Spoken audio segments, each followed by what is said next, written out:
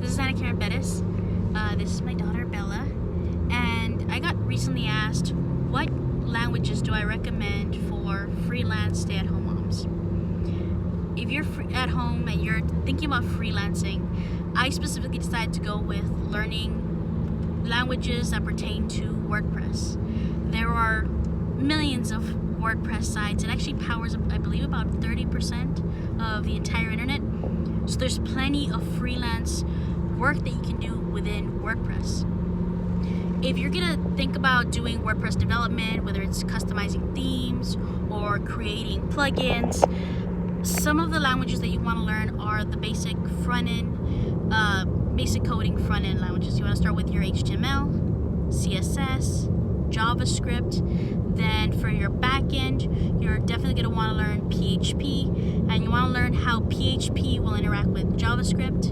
If you want, I can do a basic tutorial on we can build a WordPress search query using JavaScript and PHP. And you definitely also want to learn MySQL and very basic stuff with like Apache, because when you use local development environments like MAMP or alternative environments, maybe even like local by Flywheel, you're going to be using definitely your Apache, MySQL, PHP for the back end of your local development. There's a lot of things you can do within WordPress and a lot of upsells that you can do from home. You can freelance and do themes and sell those themes through different channels. You can go on Envato Elements and go to the Envato website and you can actually sell your websites through there. You can also sell them through, just look up like ThemeIsle is another place that you can sell them, I believe. Just look up places where you can sell your themes. You can even create your own website and use WooCommerce to have downloadable files where people can go and download your themes. You can also contribute plugins and upsell additional services of the plugins. So if you make a slider plugin, you can upsell different functionalities for that slider. You can sell different buttons and different mechanisms and things like that for your plugin. I really like WordPress. Another great thing about WordPress is that it's excellent for small businesses, local businesses that can't afford major development projects. You can go to nail salons and restaurants and beauty parlors and all kinds of stuff, and you can offer them websites and show them how WordPress is great for local SEO.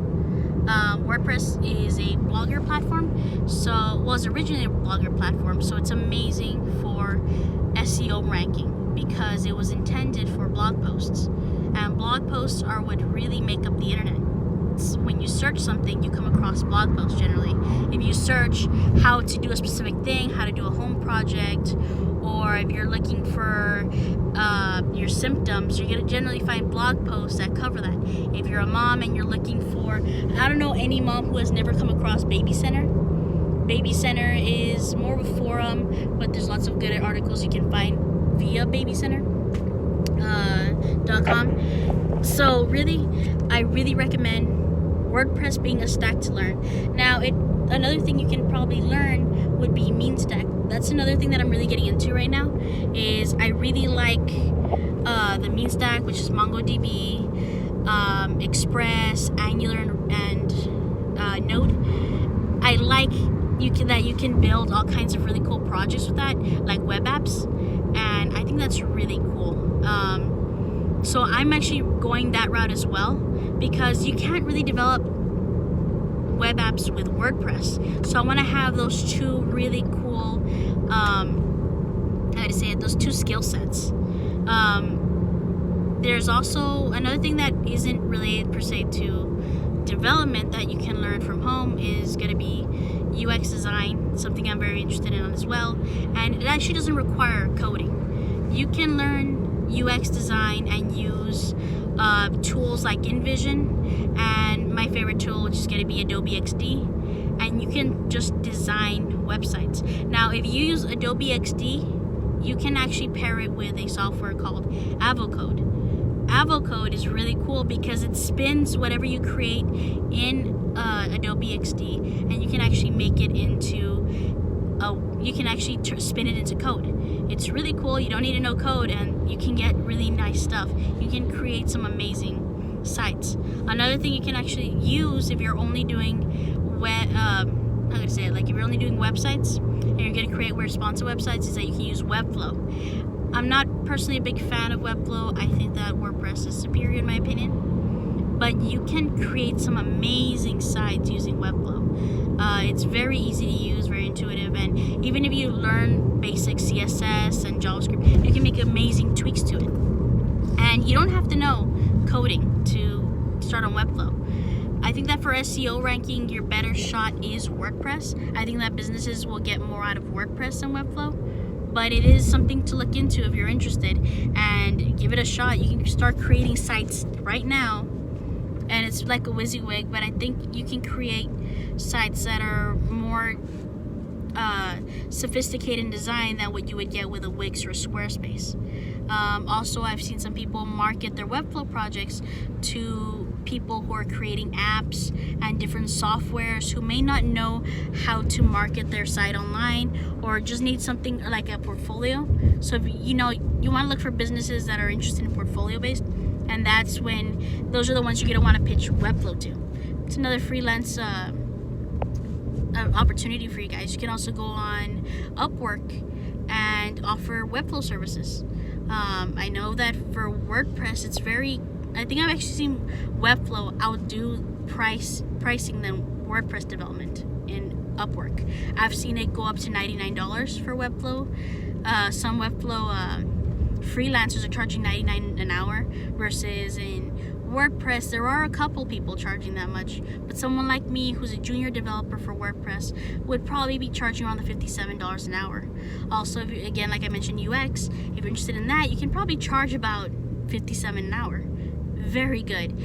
You do have to know how to bill, which is a skill that you really gotta learn under a mentor or somebody who's been doing this for a while. So that's something I would really suggest that you look into. Is also when you are interested in freelancing, don't just start off the bat. Kind of look into seeing what other people do. I like to learn from people from like Brad Hussey and John Morris. These are both WordPress freelancers. They have experience freelancing with WordPress, and that's where I learned how to freelance on those kind of platforms, as well as with local businesses. My favorite thing is local businesses. I love going to networking events and just meeting people, handing out my card, and then building something for them later. It's easy, it's free, there's no cost to it really outside of just getting to the networking events. Just go online and look up local events, and you can find, well, I live in San Antonio, Texas, so if you Google business meetup events, you find tons. And we have, if you go to your small business development center, most universities have them, you can meet with other small business owners and you can find business that way. Another thing you can do is you can hold meetups where you educate people about a particular topic. You can teach them about social media, or you can teach them about SEO, or the importance of having an online presence, and you can get many clients that way. I mean, this is virtually free. Libraries want you to have, they want more and more people to go and present themselves and show what they know, show their expertise, and build up their community. In turn, people are going to see that you have some level of expertise, and they're going to want to hire you because of that. They want to have an online presence. They want to have social medias that are optimized. They want more business. And it all comes down to sales. How will you give me more sales? And for me, I mean, that's always been the WordPress stack. Like I said, that's your HTML, CSS, JavaScript, PHP. There are a couple things you want to learn outside of that, but that will give you a great start. That will give you your front end and even a lot of the back end that you'll need. And there's also a lot of communities around there. So you can head over to WPMU Dev.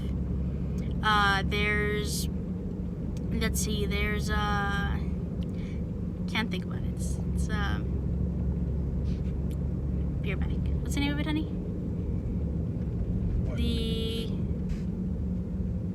It's a WP. Okay, I'm back.